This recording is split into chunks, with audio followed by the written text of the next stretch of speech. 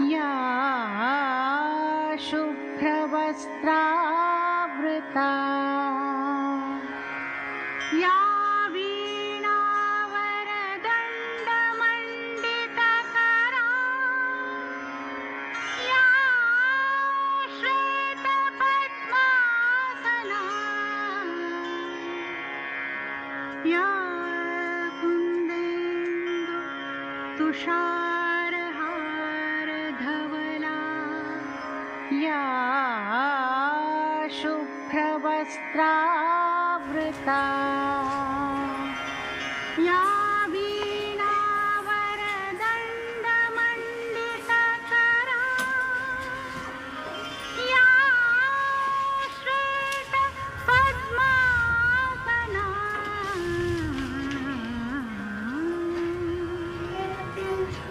या ब्रह्माच्युतशङ्कर प्रभृतिभिर्देवैः सदा वन्दिता सा मां पातु सरस्वती सरस्वती भगवती निःशेषजाड्या। नमस्कार। हम रउआ लोग का सोझा एगो भोजपुरी में कविता परोसतनी जवना के मथेला बा सुदिन। रउआ सभे सुनी, गुनी आ कमेंट शेयर जरूर करें। गोर लगिले बाबा दीन दशा बतलाई, अब बबुआ हमार पढ़े जाई सुदिन एगो बताई। ए जजमान, पढ़े लिखे में दाम लगी, जुगाड़ कहाँ से आई? आसावा रुपया यहाँ रख, पहिले पतारा खोलाई। ए बाबा, जुगाड़ के रउआ चिंता छोड़ी, पहिले सुदिन बताई। आ सब कर लड़िका पढ़े जाता, हमहू लड़िका पढ़ाई।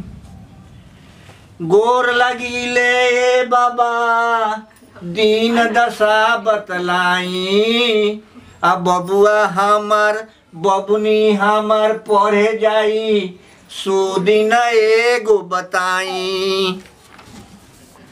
ए जजमान, पढ़ल लिखल कोनो खेल न हो कि अंधा टोपी खेलब, आ घोरल शरबत ई ना हो कि गिलास उठा के पियब।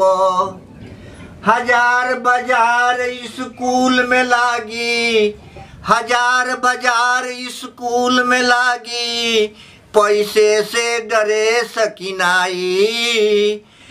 अब बेजोर मोदी जी बात मानी, लड़िका मत पढ़ाई। हजार बाजार स्कूल में लागी, पैसे से डरे सकिनाई। अब बेजोर मोदी जी बात मानी, लड़िका मत पढ़ाई।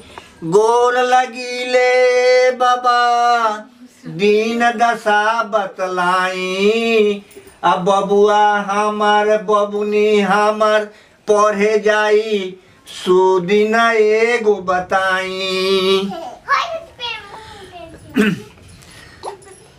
संविधान में के नियम लागी, संविधान के नियम लागी, मंगनी में होई पढ़ाई। संविधान के नियम लागी, मंगनी में होई पढ़ाई। सब कुछ सरकारे दीही, सरकारे लड़िका पढ़ाई। गोर लगिले बाबा दीन दशा बतलाई, आ बबुआ हमार बबुनी हमार पढ़े जाई सुदिन एगो बताई, सुदिन एगो बताई। गोर लगिले बाबा दीन दशा बतलाई। अब बबुआ हमार बबुनी हमार पढ़े जाई सुदिन एगो बताई। ए जजमान पढ़े लिखे में दाम लगी जुगाड़ कहाँ से आई। 100 रुपया यहाँ रख पहिले पतर खोलाई। जुगाड़ के रउआ चिंता छोरी पहिले सुदिन बताई। जुगाड़ के रउआ चिंता छोरी पहिले सुदिन बताई। अब बबुआ हमर पढ़े जाई सुदिन एगो बताई।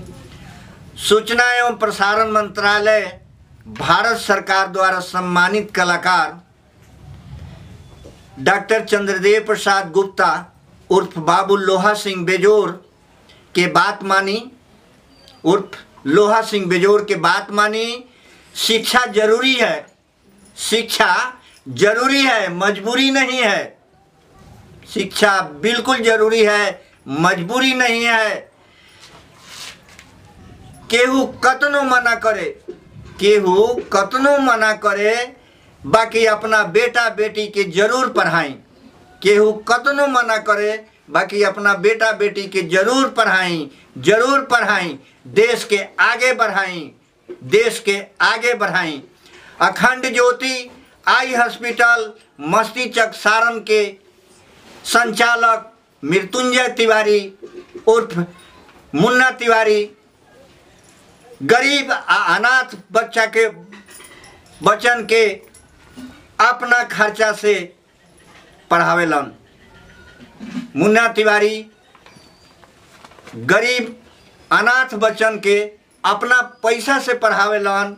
रउआ लोग से बाबा सभेपन से हमार निहोरा बा, गुजारिश बा कि जैसे मृत्युंजय तिवारी मुन्ना तिवारी जी अनाथ गरीब बच्चन के फ्री में पढ़ाओ तनी, वैसे वो लोग अपना टोला मोहल्ला गांव के